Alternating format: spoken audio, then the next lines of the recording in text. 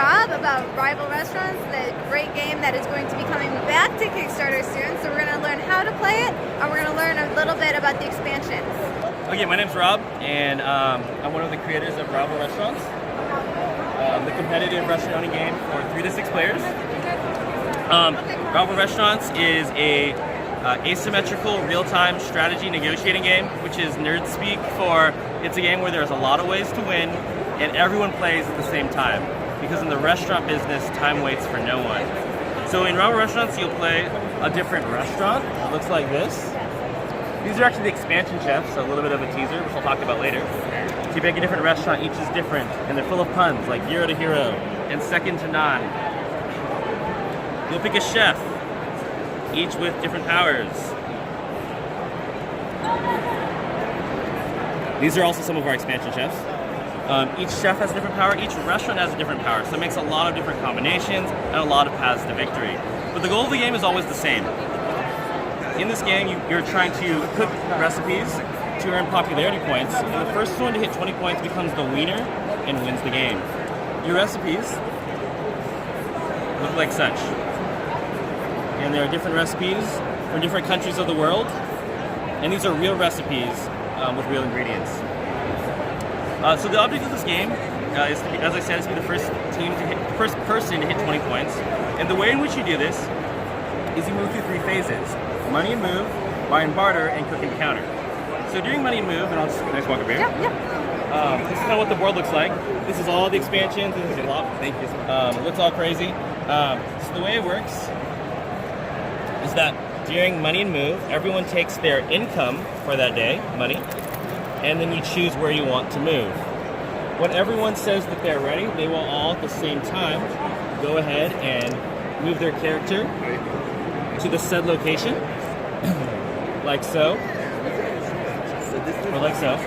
It is Then we move on to the next phase, which is buy and barter. During buy and barter, as soon as we say go, we flip the timer, and everyone gets 1 minute for everyone to do as much buying and as much bartering as they can in the same minute of controlled, beautiful chaos.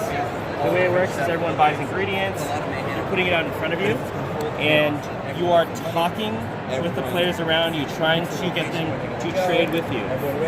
In this example, if you look down here, this person is working on a fruit crepe and has some ingredients, but these are extra and there's nothing here for their Caesar salad. So in that minute you're trading, you're talking, you're trying to get other people to work with you. After the time's up, boom, the phase is over, chefs come back, and then we're on to cook and counter. Cook and counter is the last part of the game, and so what happens is, normally when after buying, the counters or the market board will look something like this. Anything in the far right will expire, just like in real life, and everything slides down with new ingredients coming on in like so. Then we ask if anyone can cook. And so we look down at a recipe, and if you can cook, give all the corresponding ingredients, you're able to cook. Meaning you consume these ingredients going into the discard pile, you get points, or popularity points, which allow you to move your movement slider down down the wheel. When you hit 3, 7, and 12 points, you get restaurant gets upgrades, and each restaurant is different. You also collect garbage, because in real life, when you cook, you get garbage, like so. Cute, those are adorable. Thank you. So just like in real life, if you cook with garbage, your food is gross. And so if you cook in the future, for every garbage you have in your restaurant, you get 1 less popularity when you cook. In this game, to get rid of garbage, you have to go to the island, which is in the middle of the board. It's a location that you can go to, and there you can get rid of garbage. You can buy valuable restaurant upgrades that make your restaurant better, and you can buy action cards. And so the way action cards work is, this is the take that component that allows you to steal ingredients like Raiders of the Lost Pork, or get free things, or sue the future, or rob each other, call the mafia, standard business practices. Of course, absolutely. The last component is that there's also something called the Mystery Mart with special Mystery Mart ingredients that are all power-ups. And what they do is they have wild card ingredients, things that you can reduce the garbage in, but all things that make your restaurant better. That's the basic gist of the game, and one of the beauties is that no two games are the same because every time you have a different chef and a different restaurant. So what all does the expansion add? Is it just new chefs and new recipes, or is there going to add a little bit new mechanics? That's a great question. I'm so glad you asked. So what we're going to be adding is new chefs. We're going to be adding a handful of new chefs and a handful of new restaurants. So we have restaurants coming at you like Germany. We have Jamaica, also known as Rum for Your Life. Our Peruvian restaurant's called Machu Ichu. We have our Indian restaurant, Second to Naan. We also have their accompanying restaurants, such as Dolly Butterscotch.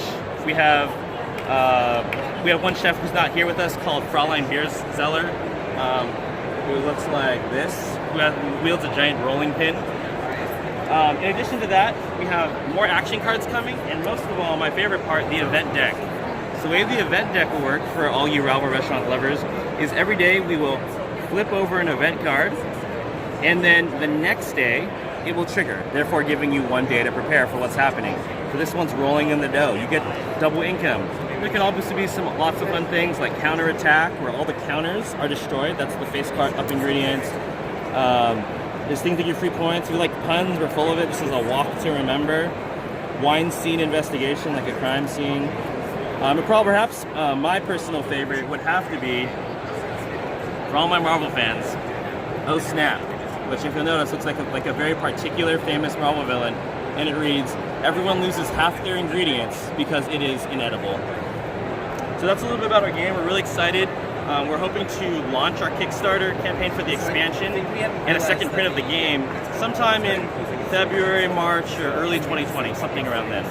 Awesome. That's so great. I love the art and the whole idea behind it, and I love real time. I love being able to have no downtime and just keep playing and getting stuff, and it looks great. Love the art. So thank you so much for talking to me. Yeah, my pleasure.